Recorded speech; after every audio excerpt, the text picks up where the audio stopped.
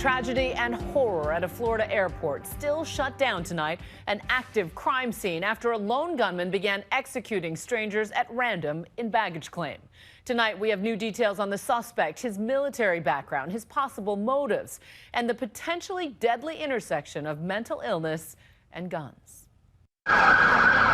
A scene of pandemonium. There's shots fired in this building. And horror. Just moments after a lone gunman opened fire in the baggage claim area at Fort Lauderdale Airport. Everybody stay down. Leaving 5 dead, hundreds running in terror. People started yelling and screaming, frantically running towards any door exit to get out of there. The police coming and saying, get down, everybody stay down. Tonight, law enforcement searching for answers. The citizens of Florida will not tolerate senseless acts of evil. You just can't imagine how this would ever happen in a state like ours. The terrifying ordeal began this afternoon. Authorities say the suspected shooter arrived at Fort Lauderdale Airport from Alaska, traveling like any other passenger. He allegedly took out a semi-automatic handgun from his checked luggage, loaded it in the bathroom, and began his cold-blooded killing spree. Bodies were struck down amongst the baggage. Still in shock, this woman describing what she saw. Flying all around us. I had a perfect picture of him coming and walking up and down, shooting the people. I mean, I just can't believe that that was possible. It was very scary because you didn't know if you were going to get shot. He went towards the right, so going towards Carousel 2 and 3, and just started randomly shooting people at will. I mean, no rhyme, no reason. It was a gentleman with his 2 boys. He got shot in the wrist. There's a lady, her husband was one of them that was killed here, was shot in the head. Nigel Nelson was going through the TSA checkpoint when he says he heard gunfire. Just about to step through when we heard the shots fire and actually heard people screaming and running towards me. They opened all the gates and told us to run through. They were screaming, run, run, run, the security people. They're shooting, just run, run, leave everything, go. Some passengers in a state of panic, running across the tarmac to safety. Others sheltering in place. Everybody ducked down and was on the ground. We made shields with the tables that we had. A group led us to hide in the kitchen of that food court restaurant, like a deli. Local authorities responding to the scene within minutes, as witnesses say the suspect continued his rampage till he put the gun down, laid down spread eagle to surrender. One shooter possibly detained at this time with multiple victims. The suspect, who was carrying a military ID, is now known as 26-year-old Esteban Santiago. This photo, taken by eyewitness Mark Lee, shows him being led away by law enforcement. I just remember seeing his face and thinking, wow, he looked so young. He just had this blank stare, just kind of really just no emotion. Despite the quick action of police, the suspected shooter had already taken the lives of 5, injured at least 8 others. Michael Starobinski took this photo of one of the injured from the window of the terminal. I hear popping noise and somebody says shots fired. I grabbed 2 of my children, ran outside. I'm looking at a man and a woman, and a man bleeding profusely, and the woman who just says, help, help. Paramedics then rushing to his side and racing him out on a stretcher. The airport swiftly put on lockdown. Some passengers stranded in planes with little information. What happened here right now? I don't know what just happened here at our terminal right now. Others rushing to safety on the tarmac.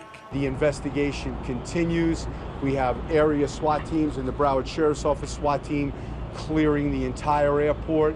There'll be no movement in or about the airport until our SWAT teams give me real-time information that it's safe. Right now we're taking, this scene is considered fluid and active. Authorities do believe he acted alone, and because they captured him alive, they hope he'll be able to provide them answers. He's currently in federal custody. Often in lone wolf situations, the shooters either commit suicide or they commit suicide by cop. This was a somewhat different scenario. This was a strange ending. Normally, it ends very violently, like it starts.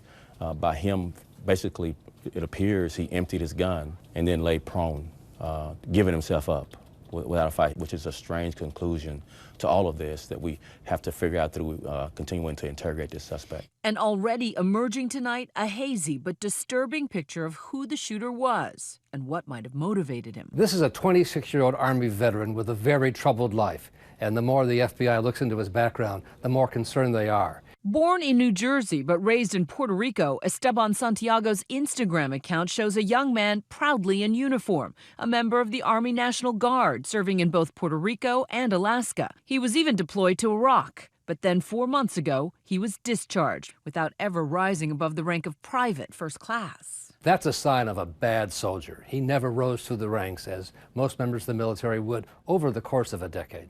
And a deeper look into Santiago's social media is raising concerns. His profile statement reads, "Here's to finding whether or not your mission on Earth is finished. If you're still alive, it isn't." And then at some point last year, Santiago made himself known to the FBI. Santiago actually showed up at the FBI office in Anchorage, Alaska, complaining to agents that the government, the U.S. government, was forcing him to watch ISIS videos. Agents at the time thought he was incoherent, barely understandable, and they actually used the law to have him committed for a mental evaluation. Tonight, as he sits in federal custody, his motives remain a mystery. Terror has not been ruled out. The FBI and police are looking for clues at his last known address at this trailer park in Anchorage and at the home of his relatives in Union City, New Jersey. There's a lot of investigation that has to occur now, looking back at his social media footprint, looking back at family members and friends. So we have a lot of work to do to figure out what might have set him off. What we do know is he is a licensed gun owner, and today he boarded a flight after checking one bag, a hard case made to carry a gun. It appears that everything was done legally. And while the TSA confiscates hundreds of weapons at checkpoints and carry-ons, a gun owner who follows the rules can travel with the weapon as checked baggage. Once you've packed it correctly, you have to declare it. You have to take it to the airline check-in counter and say, "This is my weapon. I want to check it. I want it to go into the baggage compartment so I can get it at the other end of my flight." As seen here in this instructional video, TSA requires that the weapon be unloaded, packed in a hard-sided case, plastic, wood, or metal, and then locked. Pack all unloaded firearm and firearm parts in a locked, hard-sided container as checked baggage. But alongside the weapon, you're allowed to pack ammunition as well, which Esteban Santiago apparently did. He checked the weapon in with the airline and was able to recover it as he finished his flight in Fort Lauderdale. And tonight, while airports across the nation are under heightened security, in Florida, thousands of passengers are still stranded. The governor doing his best to reassure a community in shock. My number one priority right now in Florida is to keep everybody safe. But I can tell you, everybody is working hard to find out exactly what happened and to hold whoever did this accountable. I don't ever want this to happen again.